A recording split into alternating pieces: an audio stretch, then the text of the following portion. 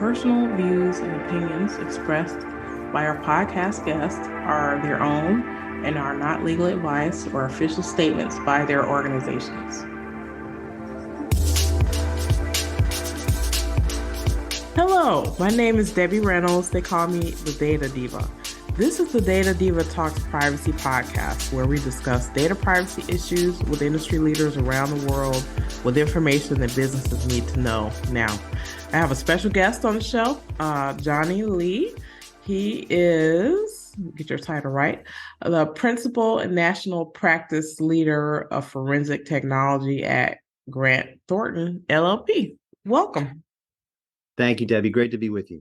Yeah. Well, this is great. I'm excited to talk to you for a number of reasons. So we've known each other for a number of years. We've collaborated on stuff together.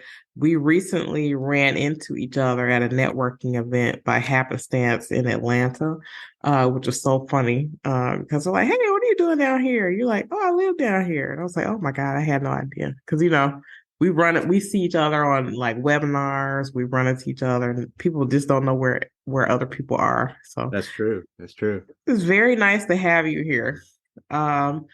You're the guy to talk to about digital assets. And so this is something that I definitely want to talk about this year. I think it's a hot issue. I think a lot of people don't really understand it and everything, but before we get into that, I want you to tell people about yourself, your career journey, and how you position yourself in this area of technology around digital assets. Yeah, I'm happy to. So I got my start as a self-taught software developer and database guy, and did some networking administration. And then had a brief flirtation with the law. I went to law school and spent some time in the district attorney's office here in Fulton County, Georgia. And really through that sort of combination of technology and law, realized that the place for me was in the consulting world, mostly because, as my father so charitably puts it, I have a short attention span. So I need project-based work, not something that repeats itself on a very often basis. So I left the DA's office and went to Arthur Andersen, stayed with them, as we say it, until the firm left us in 2002, and then joined a spinoff of Arthur Andersen, and then landed at Grant Thornton in 2010 with the specific design of joining their forensic technology practice, because I felt that was the intersection of my two great passions, the law and technology. And it's been an interesting ride. We've changed our stripes a number of times over those 13 years, but presently our focus is really the use of applied advanced technology to forensic agendas. Those are typically investigative in nature, but not always. We collaborate on some complex regulatory compliance matters and a fair amount of litigation consulting as well. But usually it involves a healthy quantum of data analytics work, and over the last 6 or 7 years, a great deal of analytics technology and applied technology to the cryptocurrency arena. So that's the Reader's Digest version. I hope that makes some sense. Yeah, it makes perfect sense. I didn't know you were a DBA. I was too. I guess my passions are technology and law. I'm on the technology side more. Yeah. So I think we have that in common. So I wanna kind of drill. I guess I'm gonna start at the top level. Then we're gonna drill down and talk about this. So I think where I want to start is Web3, or kind of more decentralized computing. So the what's happening in technology, I feel, you tell me whether you agree or not, is that there are these new architectures that are brewing because of the fact that the internet, the way that it has developed, can't support the things that we want to do in the future. And so part of that is, more about computing power, possibly having like more decentralization.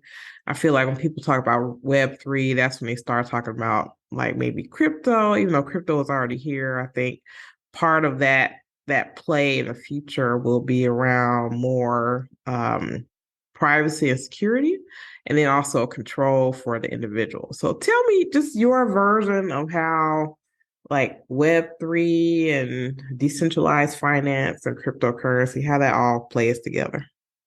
Well, I'll do my best. It is a confusing landscape.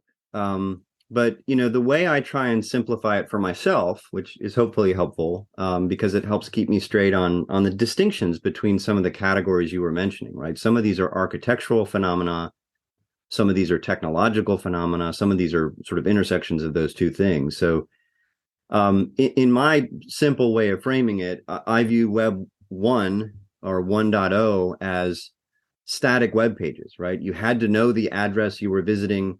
If you landed on that URL, you were presented with a static set of content. It was sort of a one-way interaction, where the author, committed something to writing once, and it was presented to the world, and only those with the address could digest it. Web 2 sort of evolved from that, where the content could be more dynamically presented based on a modicum of user interaction, right? Perhaps a login, perhaps a search query. And the backend was not statically committed, and it wasn't, fixed to a particular web address. It could be dynamically presented. And I think Web 3 is an elaboration on that same theme. But intrinsic to the Web 2 story is the fact that someone has to own that backend. And that ownership comes with control. And so while it was an epoch or a leap forward in terms of technological advances, it introduced a tremendous amount of centralization. And so what Web3 promises, and I'm not sure it's fully delivering this yet, but what Web3 promises is that back end that Web2 introduced, which allowed for dynamic presentation and a modicum of privacy and security, can now be housed in a storage mechanism that isn't owned or controlled by any one party and is immutably written. And so I think that's an architectural commentary, right? It doesn't explain blockchain, but it explains the architectural advances between Web 1, 2, and 3 as sort of evolutions of each other. And we're really early in this adoption. I know that kind of comment gets thrown around a lot, but if you think about where we are, the Satoshi white paper came out in 2008, and it is, just now beginning to realize some of the most promising aspects of decentralization in that architecture, right? Where the back end is literally replicated in some cases in some blockchain networks across millions of nodes. And so the tamper-proof nature of that and the immutability of the way it's recorded presents some really valuable use cases.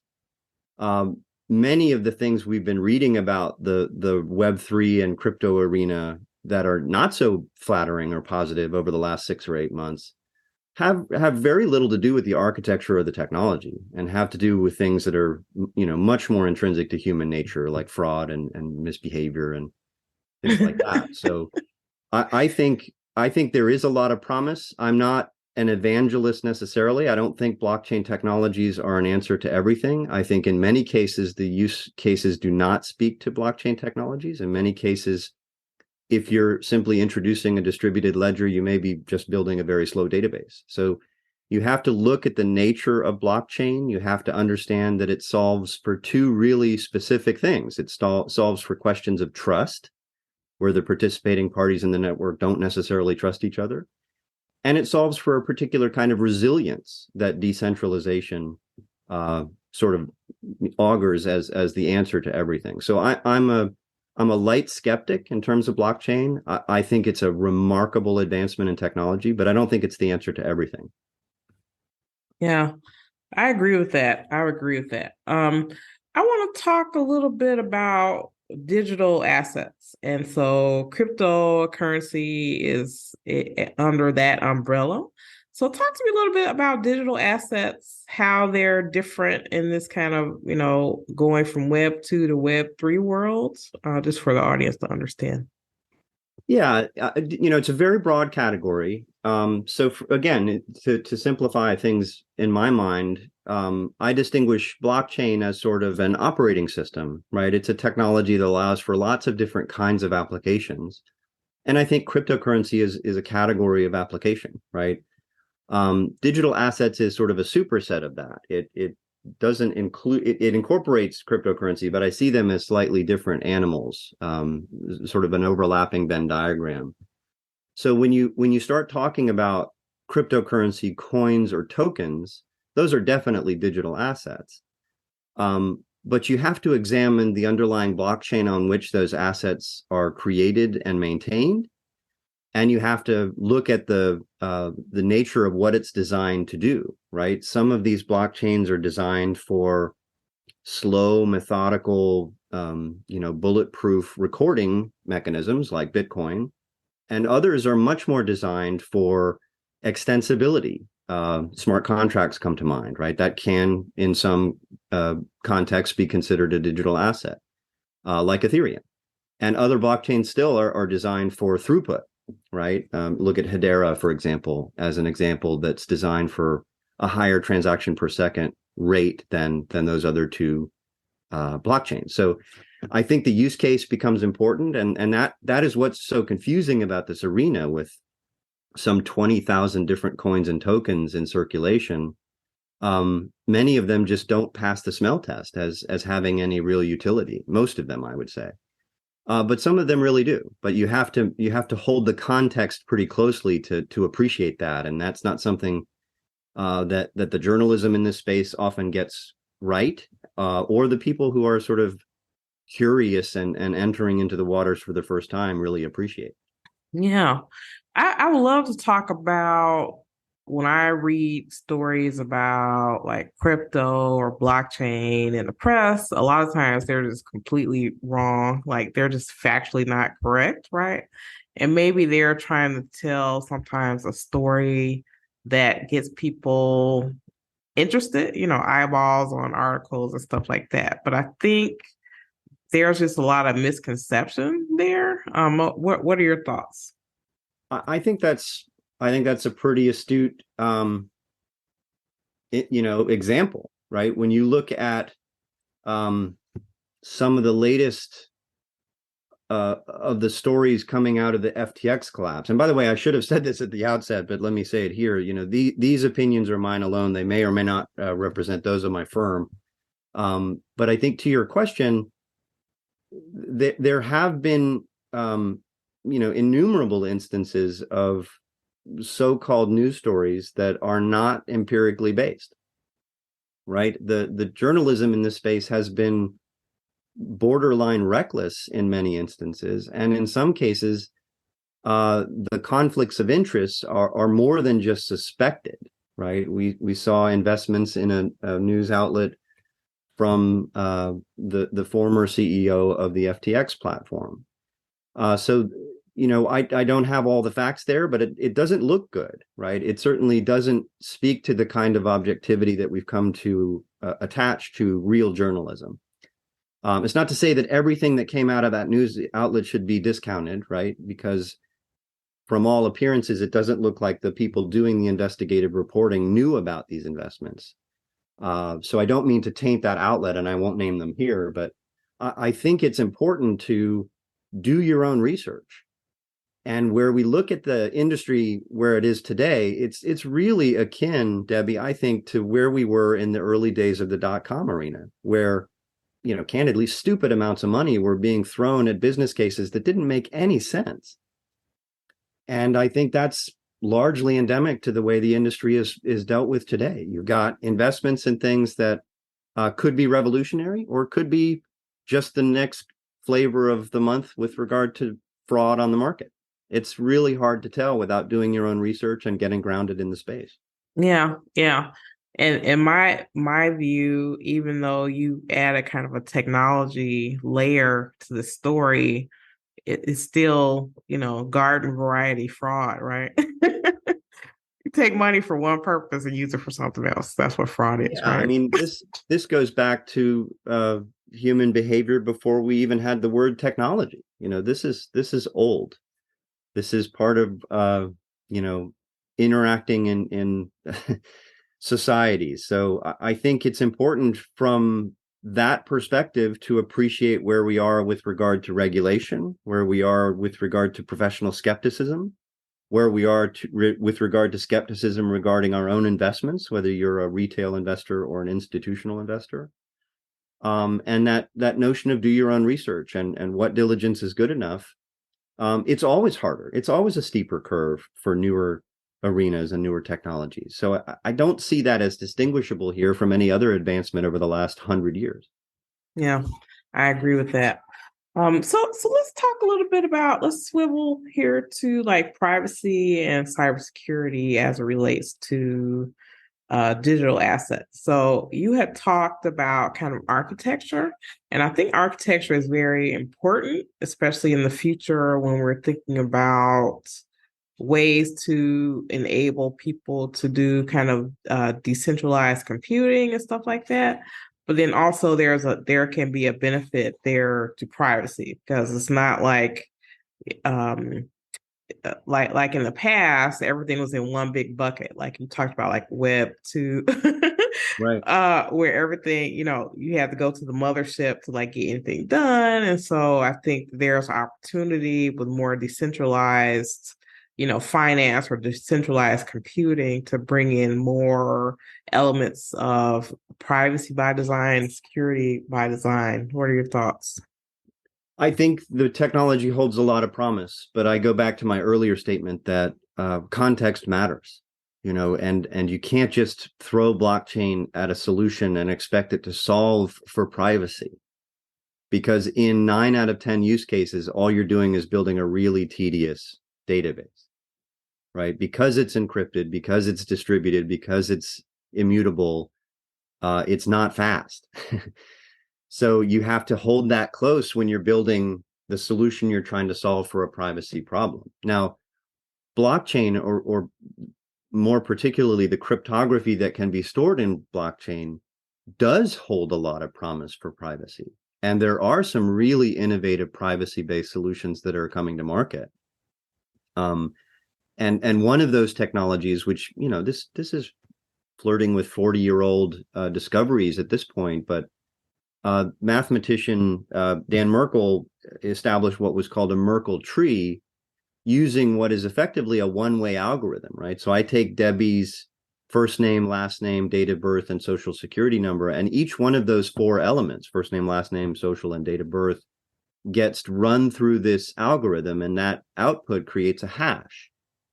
I cannot reverse engineer that hash into Debbie's date of birth, but it is going to be the same hash every time I run it through that algorithm. I feed in the birth date and it gives me the same hash every time. And when I concatenate those four elements into yet another hash, it's perhaps a 56 character alphanumeric string of gibberish that's not useful to anybody. And yet it is that combination every time. So if you want to present that hash as proof that you are who you say you are when you're looking at your medical record, or settling with your gym to pay your monthly bill, those are all things that are accomplishable without ever compromising the underlying data elements. And that kind of cryptography, I think, holds a tremendous amount of promise for both decentralized storage of otherwise highly sensitive data elements, but also the disintermediation of the people and companies who historically have always been intermediaries in that mix. Yeah. So I since you touched on it, I just want your thoughts on this, and I'm gonna go deep tech nerd here. So Brilliant. hashing can be tricky because sometimes people don't really understand it. So I think one of the other things that will come up with Web3 is kind of interoperability. And we Yes. know that hashes can be different based on what people decide to hash. So what are your thoughts about that? I think it's a great insight. And like the other technological touch points we've discussed here, right? It's not a panacea. You have to have naming conventions, right? Take an address, for example, right? Um, an address has spaces in it. It has differences in capitalization. You may abbreviate road RD or spell it out. Um, any distinction, even a space, is going to give you a different hash value. So you have to be very selective, not only about the data elements you're submitting to the algorithm for a hash output, but also in how you normalize data before you do the hashing. Because otherwise, you may deny someone access to her credit report when they are, in fact, a legitimate applicant or a legitimate reviewer, uh, if you've gotten that wrong. So I'm not saying that these things are easy, but as you well know, as a data governance maven, that's the whole shooting match, right? The ability to compare like items to ensure whether you're doing a defensible deletion gambit or whether you're looking for information as a privacy review or in an active litigation for discovery purposes. Right. You have to be very careful and circumspect about the search criteria, the confidence level you ascribe to that output, and what you do with it. And you have to be able to show your work turn by turn. And that upfront work is not sexy, and No. it gets glossed over frequently. And I think there's a real detriment to that when you start to see the outputs being mismatches where otherwise they're actually comparing like data elements. Yeah. Oh, cool. Thank you for that. I love to geek out about stuff like that. Yeah.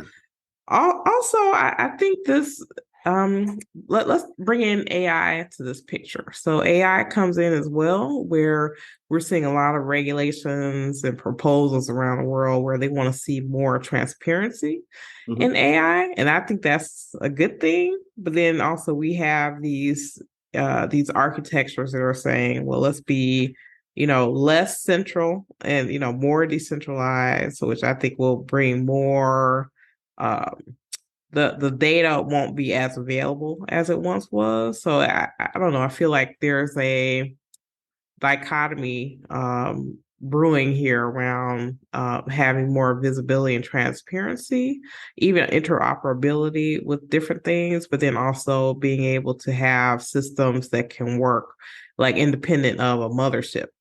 What are your thoughts? I think that's a great framing, Debbie. I think it's akin to the world you and I, shared for the last, well, I won't say the number of years because it's depressing to say out loud, but I think it's very similar to the kind of arguments that you and I have been sort of seeing in the discovery arena for well over a decade, right? With the so-called AI that is called predictive coding, right? Unless you're clear about what the black box is actually doing within the black box, you're going to have a tough time explaining yourself to opposing counsel or a court to defend the outputs and the classifications of the reviewed content. And I think it's a really good analogy with AI because it is just another flavor of AI. With the AI that's currently being sort of championed and much talked about. I mean, I can't log into LinkedIn without hearing about GPT and 9 out of 10 posts. It's kind of exhausting, but I think there are some challenges about the inputs to that particular technology. I think those disclosures need to be known, right? On what was it training itself? So there's a lot of really interesting and novel legal um, notions and concepts that are going to unfold in the courts. There's already I think a suit by Getty Images claiming that the AI was trained on copyright protected information and therefore constitutes an infringement. I may be getting that slightly wrong, but that's the gist of it. And I think those kinds of things need to be explored, right? It's a very tantalizing black box. But what it does and how it does it is going to be the stuff of discussion in legal circles for the next decade, because there may be biases that need to be brought to bear. There may be tweaks to the technology to cure for faulty data inputs or biased outputs or both. It's a really fascinating arena, but we've just skimmed the surface, I think. Yeah, I agree. As you're talking about this, one thing that I think is coming up now that I think is gonna just roil like the legal profession around technology is a lot of the technology in the legal sphere has been centered around a document. And Yeah, I think in the future, the thing that we thought was a document will not exist. I mean, I think I think that's Chat GPT is an excellent example. I mean, it's basically free text. So is it even a document? You know what I'm saying?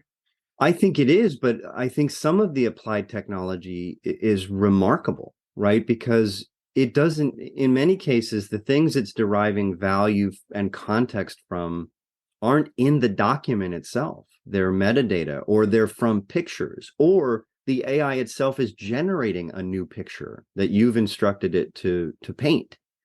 And on what or from what is that drawing as a corpus of input? And what is the copyright status of that output? Is it the person who requested it to be drawn, or is it the owner of the AI? I mean, these are really fascinating legal concepts that I think are so novel that they're going to take a long time to fully sort out. I agree with that. I agree with that. Well, tell me, what is there in your realm of work that maybe you hear about in the press, you hear people talk about that's like very misunderstood that you can help clear up for us? Oh wow. I'm trying to be politic. I think it probably comes up most often, Debbie, in our work in digital assets. I think Yeah, there's a lot of mythology about this space and a lot of misunderstanding about this space. Um, I think the thing I'd like to help rebut most of all is that, you know, digital assets is only a playground for criminals and charlatans. I think that's a really uh, heavily discounting kind of take on things, and I think there are it's hard to with a straight face say there haven't been colossal issues of fraud and misrepresentation, especially in the last 3 years. And I don't take that position at all. But to write off the entire technological advances and industry, and it very much views itself as an industry, I think is premature.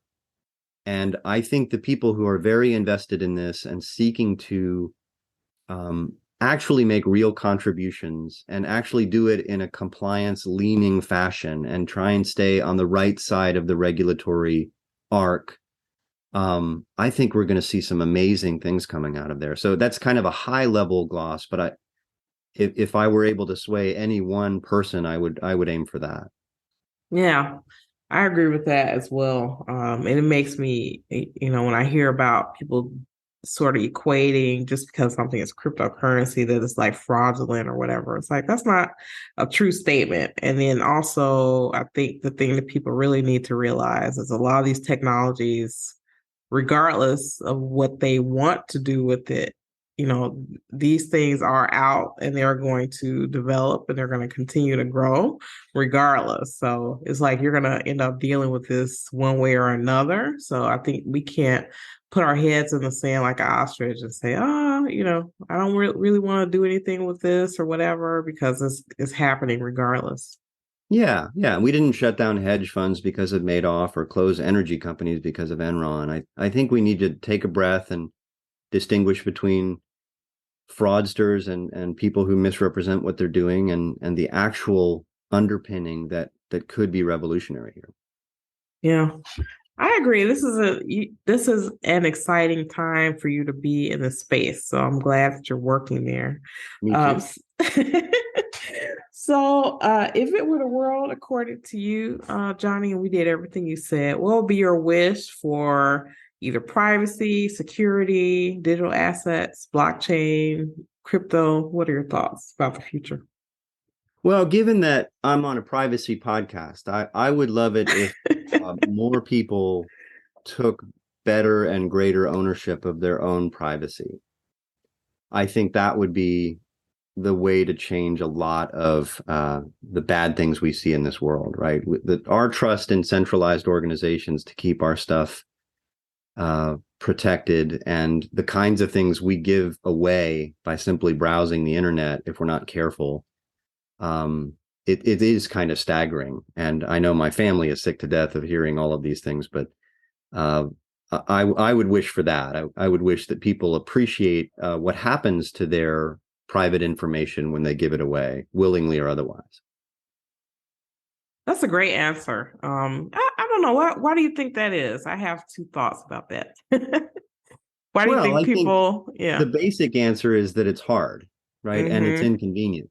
That's the basic answer. That's not very charitable to your listeners, but I think that's the basic answer. The other is that I think the people consuming and monetizing these data are not clear about either of those things, how they're consuming it and how they're monetizing, and how many people get sold your content without your consent or knowledge. I think that if people had a better insight into that marketplace, they might change some of their behavior. Yeah, I agree with that. I don't know. I feel like people, I guess I'm two minds about this. Like maybe these are two polar opposites. So I feel like some people feel like they already have privacy, so that it's not something they have to fight for. And then other people, like you say, maybe they're exhausted. They're like, oh, I can't like fight against like Google or the man because they're taking all my data and stuff like that. So part of it is fatigue, and some of it is just not having enough knowledge about kind of what happens with your data. Yeah, and for most of us, I mean, goodness knows how many actual times my personal information's been compromised, but I'm a relatively circumspect person when I interact with the internet. My family and close friends think I'm paranoid, but that's professional hazard that I embrace. That's fine. And not everyone needs to be that heightened, in their awareness. But I think just having some appreciation for basic hygiene, get a password manager, use a VPN, be careful about clicking on links. Those sort of basic things, they can really protect you in the long run. And I think those victims who have been victimized by identity theft, I know they would, in retrospect, be willing to give that, 5 minutes a day more attention just to not go through that exercise ever again. Yeah. Very deep, very deep. Well, thank you so much for being on the show. This is amazing. Thank you for dropping some knowledge. I feel like this is a widely misunderstood area that we need people like you, speaking about it so that there's more understanding and people kind of start to grasp it better. Well, Debbie, it's always a pleasure to reconnect. Please keep doing the good works here. Love your podcast. Thank you so much. Thank you so much. I'll talk to you soon. Talk soon.